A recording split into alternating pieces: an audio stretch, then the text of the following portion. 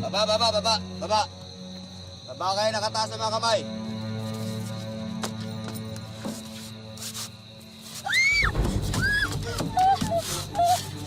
Teka kuya, pabayin niyo muna ako. Wala naman akong kinalaman dito eh. Huwag ka naman dami ibang tao. Ha? Matatagdagan ang kasalanan mo niyan eh. Ano eh? Gagalaw! Gagalaw! Seryoso na ako! Pati ito matadamay! Bibilang ko. Isa hanggang 3 ha. Kuya, teka na! Huwag kang magulo! 2! Ah! Kuya! 3! Magsama-sama tayo sa impyerno! Magandang hapon po mga kapuso. Tampok po namin ngayon sa Wish Ko Lang ang kwento ni Jocelyn na dinala raw ng tadhana sa maling lugar sa maling oras. Kaya sa isang iglap, ang mga munting pangarap ng dalaga e tuluyan ng masisira ng dahil sa isang madugong trahedya.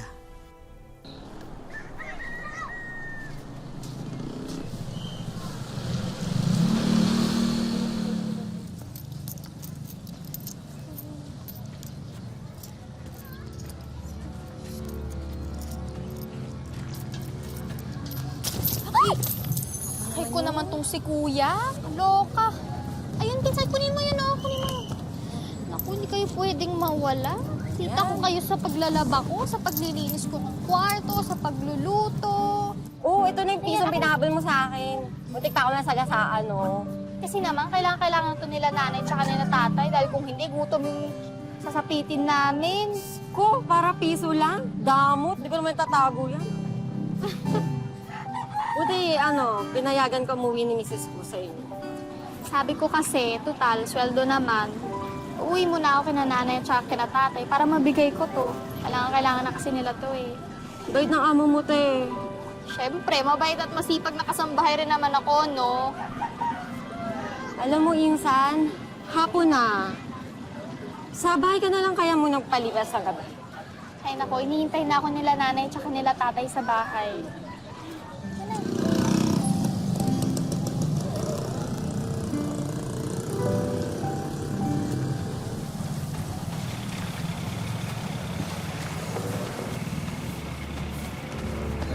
Dali lang.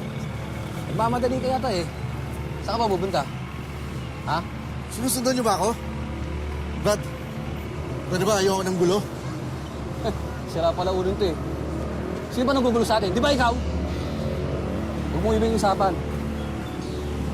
Siya nga pala yung pera ni boss. Kailangan na. Sandali, babayaran ko yun. Pakisabi kay bossing, nagamit ko lang sa pamilya ko eh. Pero isang buwan, Brad, solid ko yung pera niyo. Hindi na pwede yung ginagawa mong yan. Nakailang buwan ka na, di ba? Baka naman siguro nangyayari sa mga taong hindi tumutupad sa usapan. Brad, sige na. Totoo na to. Totoo na to. Isang buwan lang, Brad. Ayos ka!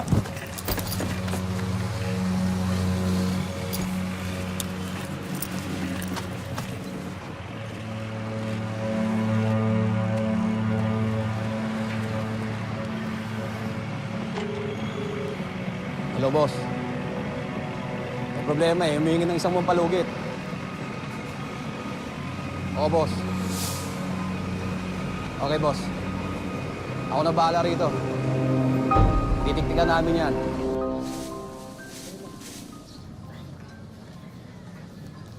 Sige na, sa amin ka na lang matulog.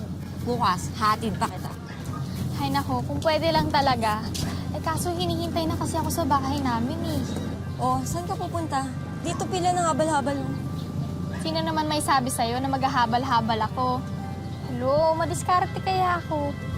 Ayun o, din ako, sasakay. Dump truck? Sigurado ka? Sosyal, diba? At least libre pa ako. Di talaga maganda vibes ko eh. Bukas ka na lang umuwi. Ano ka bang arte mo, ah? Kaya ko na to. Sige na, bukas na tayo magkita ulit, ha? Kaya ko na to. Sige na, bye-bye. Bye-bye.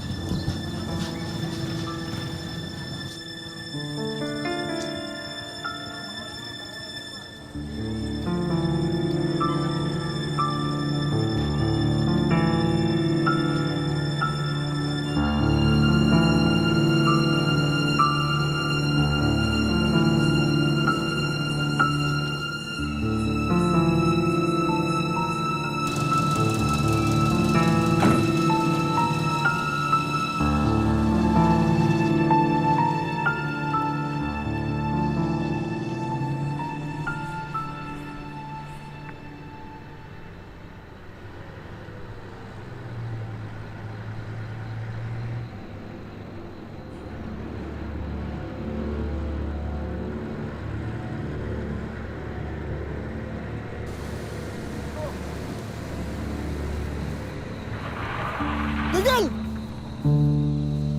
Baba! Ano naman ba to? Sinabi ng baba! Ano naman?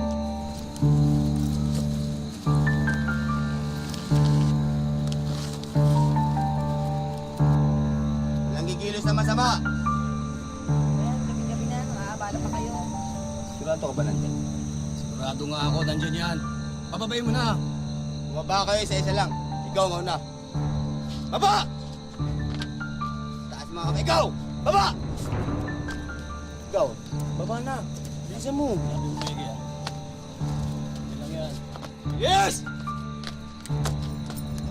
Ah!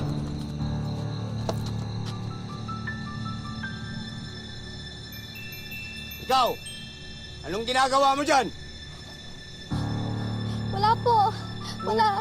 Anong wala? Baba! Baba! Taas mo kamay mo.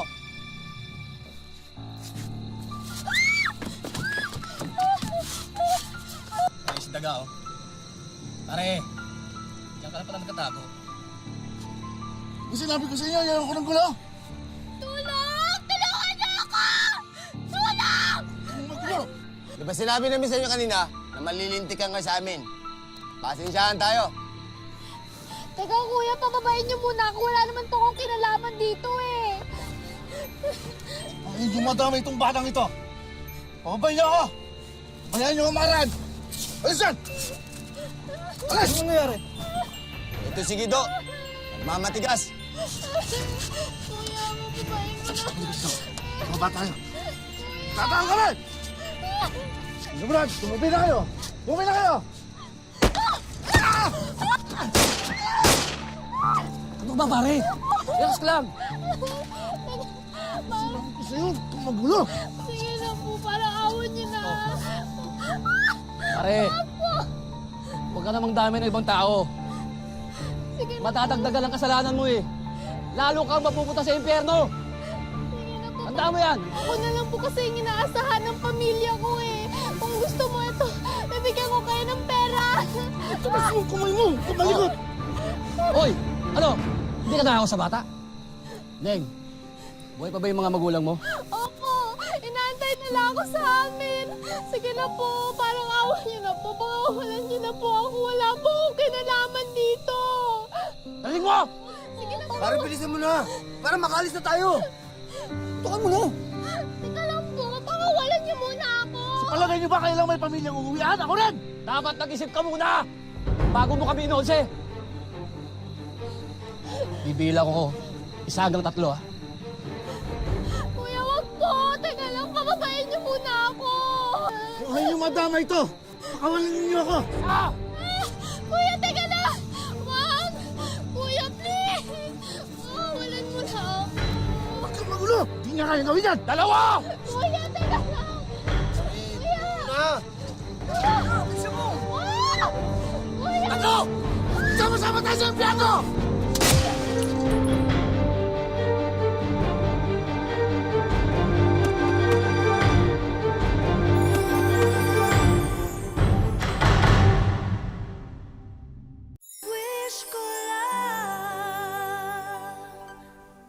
Hindi inaasahan ni Jocelyn na sa kanyang pagnanais makauwi sa kanyang pamilya, masasangkot siya sa isang pagtatalo.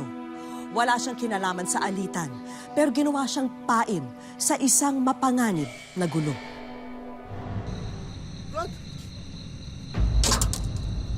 Wala akong sandata, Brad! Wala akong sandata, Brad! Nakiusap ako, Brad! May pamilya kasi ako, Brad, eh! Magkakasama naman tayo dati, kilala niyo ako!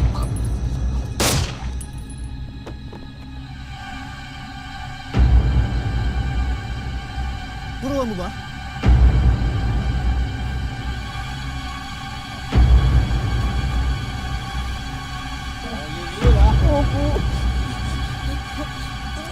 Tingnan mo nga kung buhay pa yan.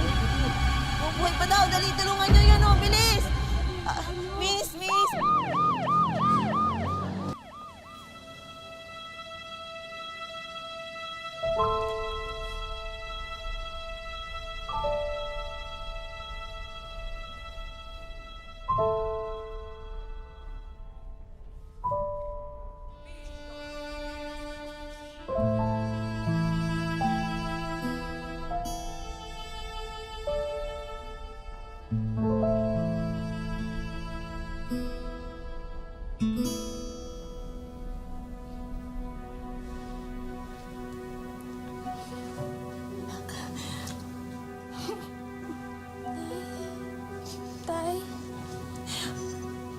Salamat naman sa Diyos at nagising ka na rin. Nay, tay, akala ko po mamamatay na ako.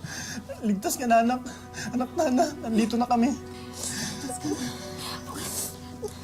Dahan-dahan lang, anak. Dahan-dahan.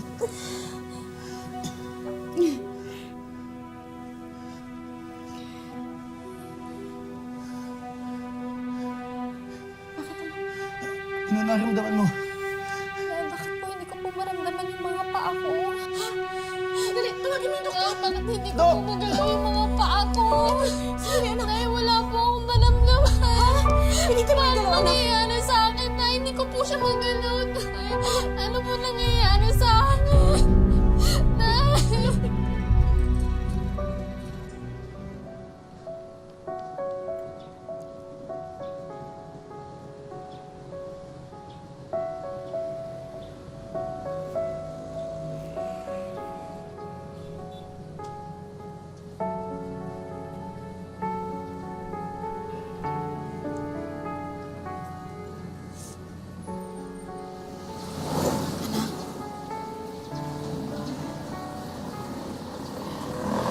Anak, iniisip mo pa rin ba yung sinabi ng doktor?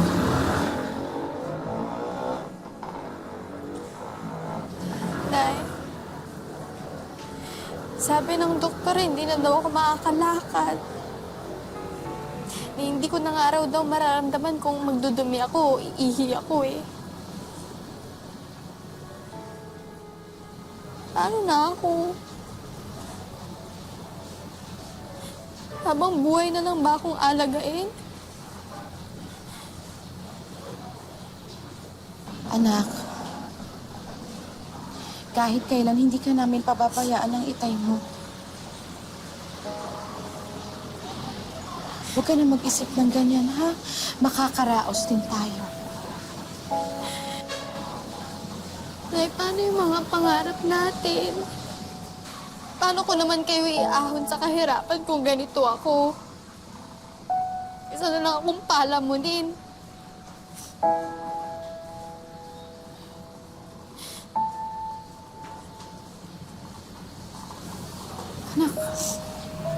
Anak, huwag ka mag-isip ng ganyan.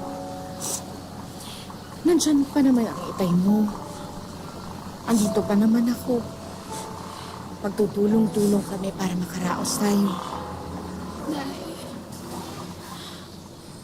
ang hindi ko lang naman tanggap ay wala naman akong kasalanang ginawa eh.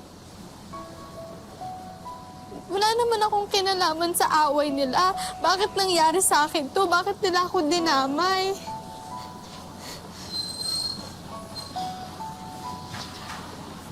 Anak, siguro naman hindi tayo bibigyan ng Diyos ng isang bagay na hindi natin kakayanin, hindi ba? Naniniwala ako na nandyan pa rin siya kahit sa pakiramdam natin ngayon. Parang iniwan niya na tayo. Pero anak, kami na itay mo, hindi ka namin iiwan. Nandito kami para sa'yo. Malalagpasan din natin ito.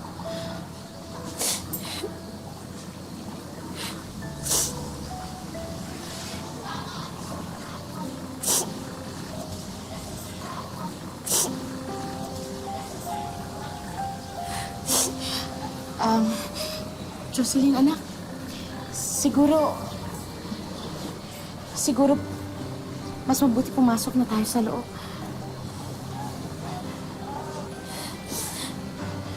Nay, nakakahiya naman ako. Hiyang-hiya na po ako sa inyo. Anak, huwag. Magpakatatag ka. Kapit ka lang.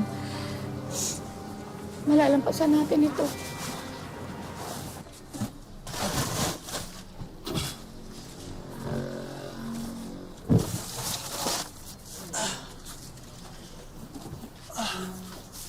Okay na ba yan?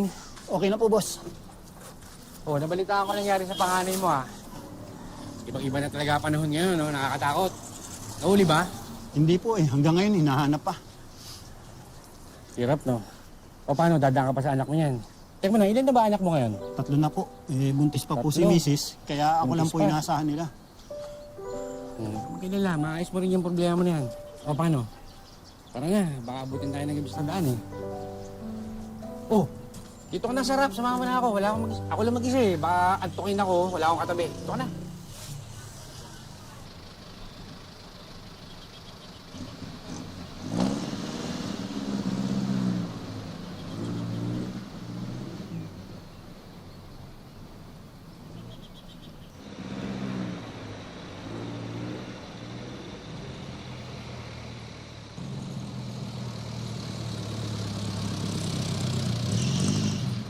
Boss, Oh, mukhang napapalwis ang takbo natin ah. ganun ba?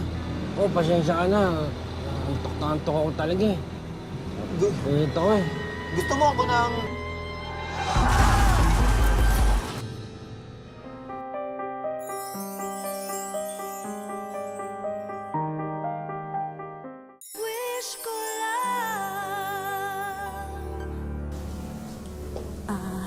Mrs., kakausapin lang po sana kayo ng doktor. Ganun ba? O sige, saglit lang ako, anak ha. Babalik din ako. Sige po. Babalik din ako agad. Ay, naka muna, anak. Dito po. Sige.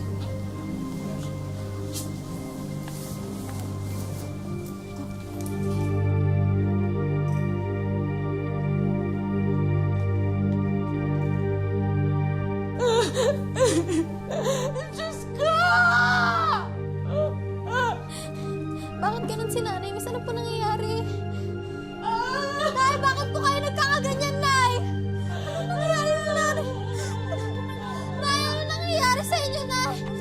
Paano ka ba, Ma'am? Ma'am! Ma'am! Ma'am, dito ka lang, Ma'am. Nay! Nay! Nay, ano po nangyayari sa inyo, Nay? Nay! Nay! Nay, ba? Nay, ano po nangyayari sa inyo? Sabihin niyo naman po sa akin, Nay. Nay, ano po nangyayari sa inyo? Anak, Ha? ang tatay mo. Bakit? Wala na siya, patay na siya. Nay, ano nangyayari kay tatay, Nay? Wala na siya, anak. Wala na siya, patay na siya. Paano wala? Anong nangyari sa kanya, Nay? Nay, nasaan si nanay? Ano pa nangyari? Sa pagpanaw ng ama, tanging ang ina na lamang ni Jocelyn ang may kakayahang magtaguyod sa kanila. Kaya lubos ang pagdadalamhati ni Jocelyn, lalo na't imbes na makatulong, naging pabigat pa siya para sa kanyang ina. Salamat. Ako na po. Ako na. Salamat. Salamat.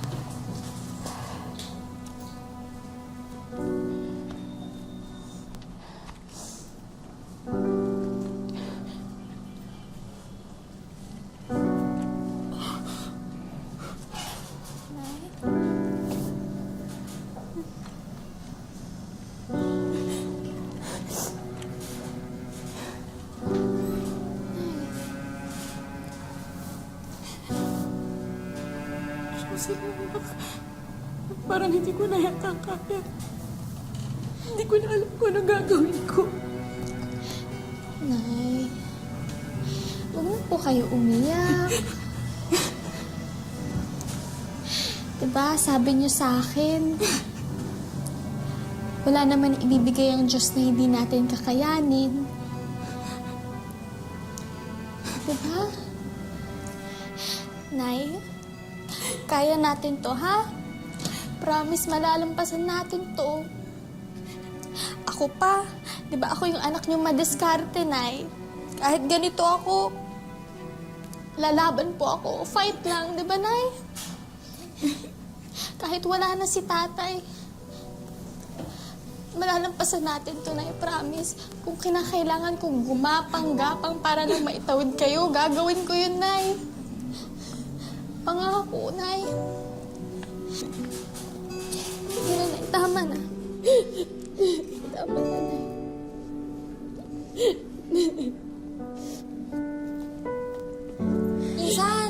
Insan! Tingnan mo, oh. Pinost ko sa internet yung nangyari sa'yo. At ayan, ang daming tumulong, oh. Tingin. Diba? Tinatanong kung saan daw ka tayo nakatira.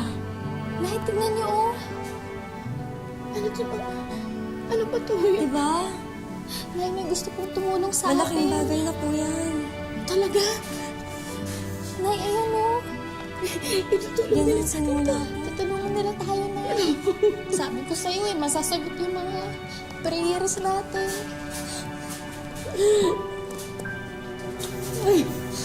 Salamat. Salamat. Sa tulong mo. Salamat.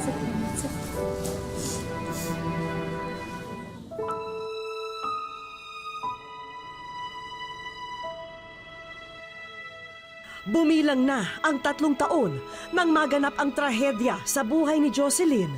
Nasundan pa ito ng pagpanaw ng ama. At mula noon, nalihis na siya sa pinapangarap na landas. Noong nag-aral pa ako, pangarap ko na mag-abroad para makatulong ako sa mama ko at papa ko. Baldado na ang kalahating katawan ni Jocelyn. Sa katunayan, nagkakaroon na nga ang dalagita ng mga bed sore o sugat sa likuran dahil kung hindi raw siya laging nakaupo, nakahiga lamang siya sa papag. Sabi ng doktor, di na daw ako makalakad. Dahil natamaan daw yung spinal cord ko. Mahirap talaga. Dahil hindi na ako makalakad, hindi na ako makatulong sa kanila. Bagamat mismong sa mga doktor na narinig ni Jocelyn ang kanyang tunay na kalagayan, naniniwala pa rin siya na may kinabukasang naghihintay para sa kanya. Nagdadasal lang. Nagpasalamat lang ako sa kanya kasi binuhay pa niya ako. Sana pagalingin niya ako. Gayunpaman, magbabakasakali pa rin siyang kumatok sa puso ng mga taong maaring makatulong sa kanya. Lumalapit po ako sa inyong puso. Sana po matulungan niyo po ako na maoperahan po.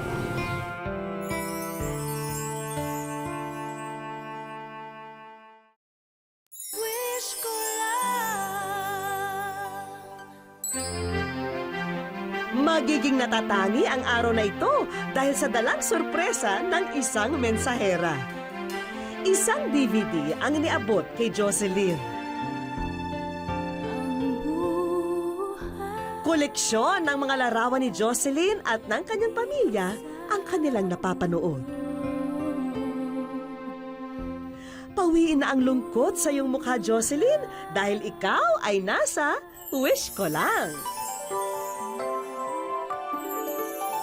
Kaya hudyat na ito para ihandog na ang mga sorpresa.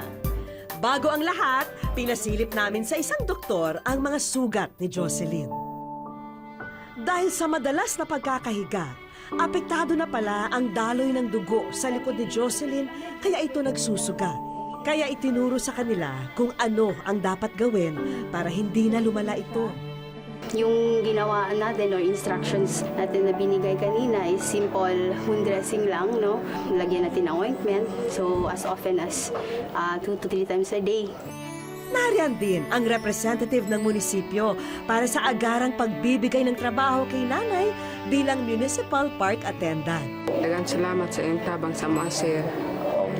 Makatulong sa mga anak ko. Hindi niyo na rin po problemahin ang supply ng pagkain at munting negosyo para kay Jocelyn. Pati ang panimulang pondo para sa iyong pagpapagamot, nasa loob na rin ng sarili mong ATM card. Maraming salamat po, Miss Vicky. Wala po kayo ng langit sa akin. Ang minsang tahimik at malungkot na tahanan ni na Jocelyn, napuno ng tuwa at saya ng mga oras na yun. At ang tagpong yun, iniaalay ni Jocelyn sa yumaong ama. Papa, hanggang nabubuhay ako, patuloy pa rin mamahalin ko kapatid ko at mama ko. Umiikot man ang buhay ngayon ni Jocelyn sa kanyang wheelchair, hindi raw titigil sa pag-usap ang dalaga. Dahil ang biniyayang pangalawang buhay sa kanya, iniaalay niya sa kanyang mahal na pamilya.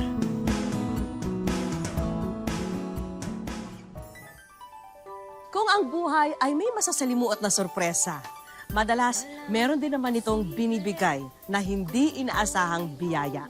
Kaya gaano man kahirap ang ating pinagdaraanan, asahang sa dulo nito ay may naghihintay na ginhawa, huwag lang tayong mawawalan ng pag-asa. Magandang hapon po mga kapuso. Ako po si Vicky Morales at ito ang Wish Ko Lang. Papatay ko! Ilabas yung message ko! Yung mga rito! Bakit nyo?